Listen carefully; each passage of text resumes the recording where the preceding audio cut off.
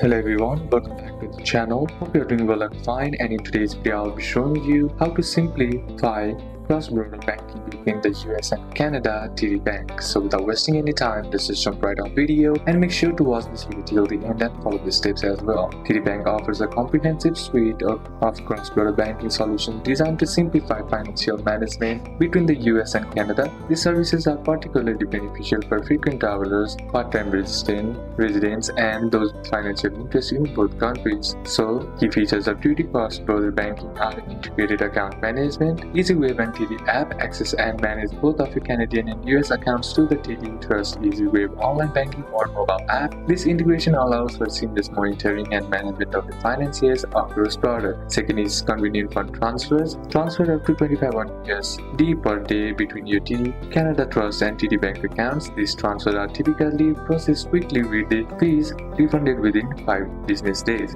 Send up to 6,500 USD per day using TD Global Transfer, facilitating international money movement. For larger amounts, phone wire transfers are allowed up to 100,000 USD per day.